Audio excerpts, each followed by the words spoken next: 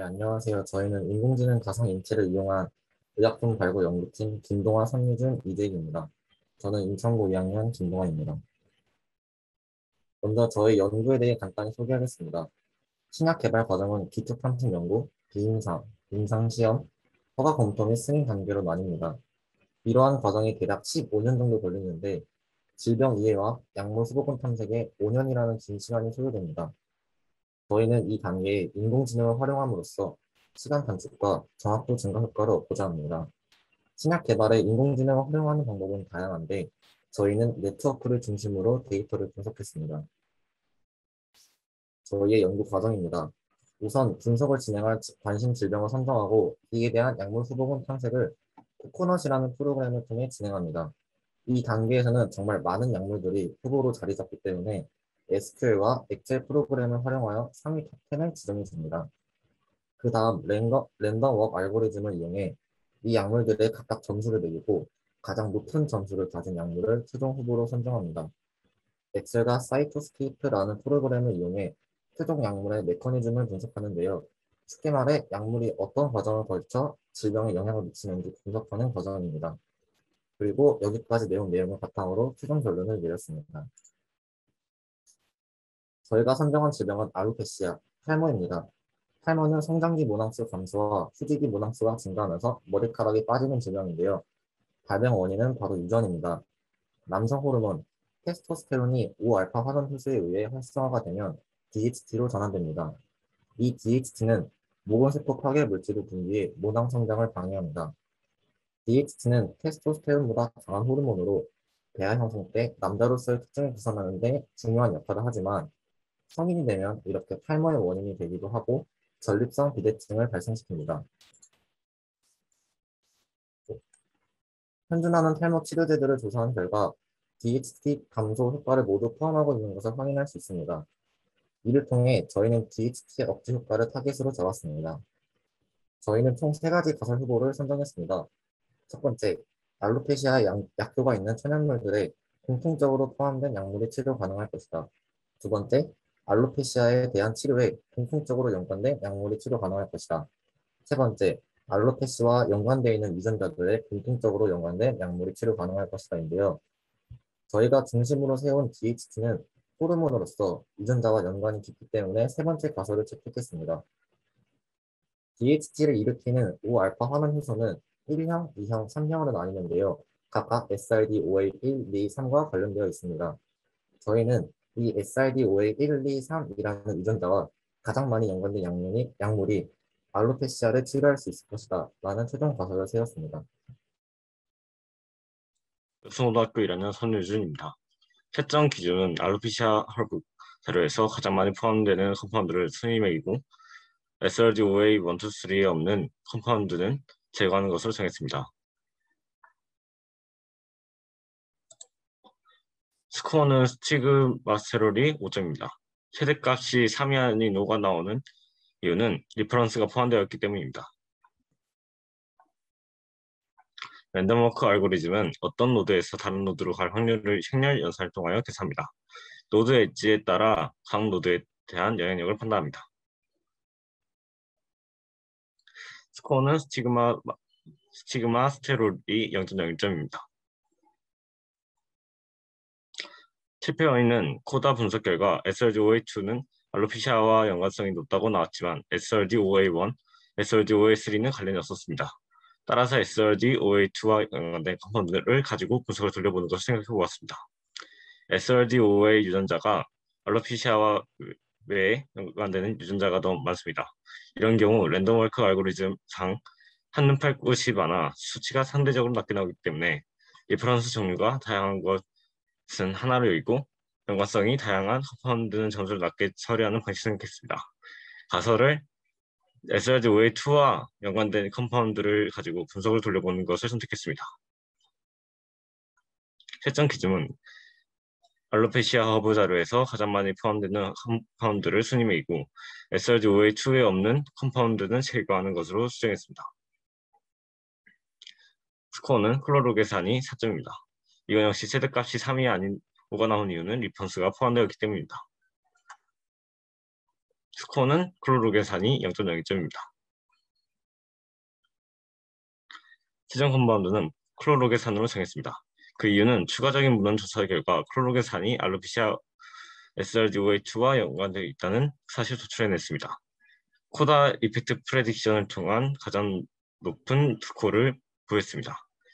SRDOA1, SRDOA2, SRDOA3와 모두 연관된 컴파운드이기 때문입니다. 인천과학고등학교 1학년 이재익입니다. 저희가 마지막으로 메커니즘 분석을 할 때 네트워크 중심성 척도라는 것을 이용하는데, 간단히 말해 중심성이란 네트워크상에서 어떤 노드가 얼마나 중요한지를 알려주는 척도입니다.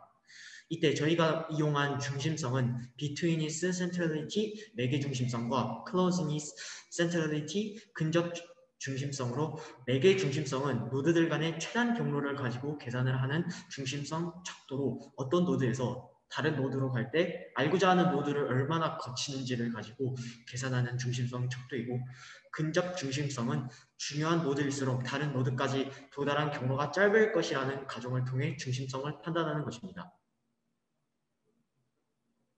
이렇게 이해한 메커니즘을 쉽게 표현하기 위해 저희는 사이토스케이프라는 가시화 프로그램을 이용하였습니다. 이 사이토스케이프는 데이터베이스를 눈에 보기 쉽게 노드와 엣지를 표현해줍니다. 예를 들어 저희 연구에서 클로로겐산이 어떤 과정을 거쳐 탈모에 영향을 주는가와 같은 정보를 이 노드와 엣지로 표현해주는 것입니다. 이 그림은 사이토스케이프를 이용하여 직접 메커니즘을 가시화한 것입니다. 추측했던 SRD5A2가 산화환원 반응을 통해 알로페시아에 영향을 줄 수 있다는 점을 확인할 수 있었으며, 이 외에도 다른 유전자들도 산화환원 반응을 통해 알로페시아에 영향을 줄 수 있다는 점을 판단할 수 있었습니다. 이제 마지막으로 저희 연구의 전체적인 흐름을 설명해 드리자면, 알로페시아를 질병으로 선정하였고 자료 조사를 통해 DHT 감소를 타겟, 이와 관련된 SRD5A 1, 2, 3를 유전자 타겟으로 설정하였고, 가설로 이 SRD5A 1, 2, 3와 많이 연관된 컴파운드가 탈모 치료에 도움이 될 것이라고 설정하였습니다.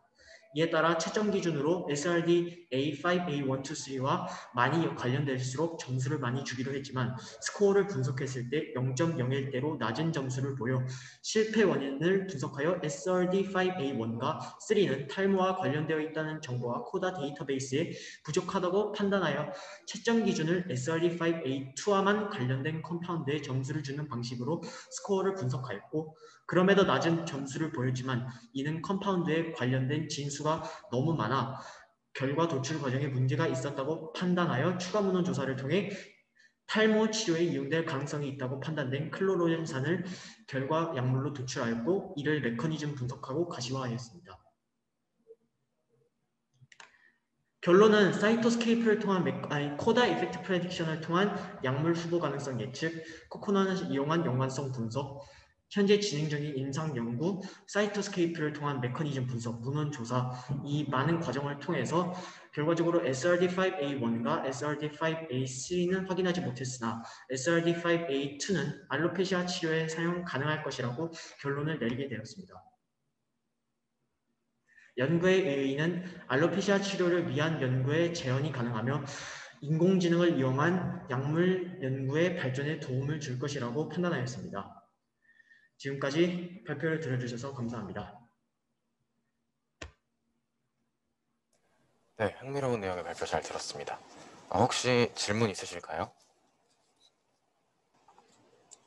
네, 그럼 질문이 없는 관계로 발표한 순서대로 학교랑 이름 말씀하고 소감 한 말씀 부탁드리겠습니다. 네, 안녕하세요. 저는 울천고등학교 김동하입니다. 제가 이렇게 깊이 있는 연구를 진행하는 게 처음이고, 과학과 학생분들하고 같이 한다고 해서 처음엔 굉장히 많이 떨렸는데요.